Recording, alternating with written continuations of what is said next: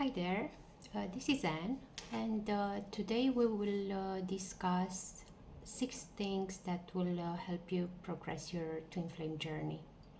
I'm a certified coach with Be With Your Twin Flame program by El Hari, and these 6 things will make a tremendous difference in your twin flame journey. So stay with me till the end, because the last 2 will just make a dramatic difference for you, and you'll have a lot to learn from this video. So we'll jump right in. The first thing that will help you on your twin flame journey is making sure you are on the right path. Yes, you can be on the wrong path on this journey, and I have expanded on what it means to be on the right path and what are the indicators for this, the hallmarks of being on the right path. I have another video on my YouTube channel, and you can check that for all the details, but I will just give you briefly here some indicators that you are on the right path. And they will be an increase in authenticity, in genuine authenticity, and the way you engage with the others, with yourself, with your environment, with everything. There will be a greater inner freedom and emotional resilience. You will have clarity and purpose and a sense of direction, of clear direction in your life. You will feel a sense of wholeness in the way that all the parts of yourself will feel integrated. And then you will have increased presence, and you will feel more alive, and you will have empowered choice. That is the power to choose what is happening in your life and the way you engage with life and the others. And you will feel a sense of spiritual connection. That is a sense of being guided and protected by a force that it's larger than your own inner being, than your limited being. And you will have an increased sense of self-trust, where you will no longer depend on the validation of others and of your external environment. You will have an inner knowing that will guide you. It will be like your inner compass on this journey. So these are things that will indicate you are progressing and are being on the right path on your journey. With this being said, we'll go to the next thing that is needed for you to progress on your journey, and that is approaching things with an open mind. What does that mean? It means not comparing your journey to anything or anyone.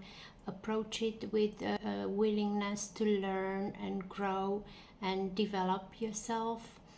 And do not make expectations of what this journey is about. Just allow room for growth and be open to any possibilities, and let this journey surprise you.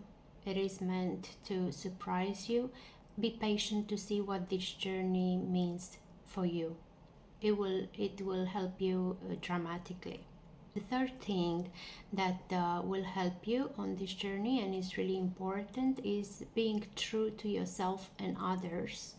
And as you progress along your journey, your authenticity and your truth will just deepen beyond the surface levels. So you will have to address things from this deeper place within your heart, where you're authentic regardless of the circumstances and regardless of it being difficult at times. You will just need to have the courage to go through this in a truthful way, and it's the only way that will help you progress your journey. The fourth thing that is important and needed on this journey is getting guidance and support. This is a journey where most people have a lot of questions, and most people need guidance and support. I'm a self-taught person. I am a do-it-yourself person, and I've tried to do this on my own, and it slowed down my progress a lot. And really the biggest difference that happened and when I skyrocketed in my journey was when I finally decided to get guidance and support. It is a spiritual journey. Accountability is needed with this, and also a second pair of eyes on your journey will make a great difference. So get guidance on your journey. Don't do this alone. It will be much more difficult. Then, as I promised, the last two things are just going to make the whole difference in your journey. And the first one is addressing this journey from a place of unconditional self-love and acceptance. And from what I've seen in my practice, there is the tendency to just approach things from a level of shame and self-guilt and placing blame on oneself and punishing oneself for the things that happened in the past. And this happens usually when we become aware of our negative patterns and triggers and the loops that keep playing in our lives, and then we turn to ourselves with a vengeance for what is happening, and we discover that there's a need in a way to reparent ourselves, but we do this from a place of guilt and from a place of impatience and shame. And this may look like it helps in the moment, but in the long run it cannot be sustained because it was all built from a place of imbalance. So what I've seen that is working and what we need to do instead is approaching this process of change and transformation from a place of unconditional self-love and acceptance. And at this point we can do so much in just a short period of time because we build on things from a stable foundation, and this will make all the difference. So if you find yourself impatient in your journey and you want to address things quickly, and you see you have the tendency to address this from a place of negative feelings, you just take your time and try to get back to unconditional love and acceptance for yourself and build from there. Is the only way that things will work.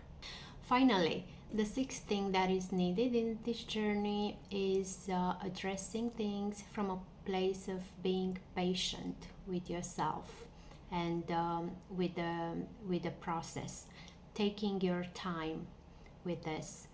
And you need to take time to go through important issues. Do not go to the next thing until you have fully experienced the earlier parts. Give yourself the time and the space to work through important things, and let the emotions go through your body and digest and stay with them. Usually impatience is a form of unprocessed emotions where there is a subtle form of anger underneath impatience that will run the show and will create just the blockages and the things you want to avoid in this process. So trying to rush anything in this process is just counterproductive. So if we find ourselves in this doer attitude, trying to rush things, the solution is just to surrender for a bit to our higher consciousness, take our time to do something else, and give the process time to develop naturally on its own, and do not rush the things. The general advice is, if you find yourself being impatient with this journey, is just to go back to loving kindness and devotion to your higher consciousness for a while. So trust and allow the process to unfold on its own, Be aware that everything takes time, and real change that lasts takes time. Transformation takes time, and you have to love the journey and the process. So these 6 things will do the most difference in your journey. If you want to learn more, check out my website in the description, and take care. Bye.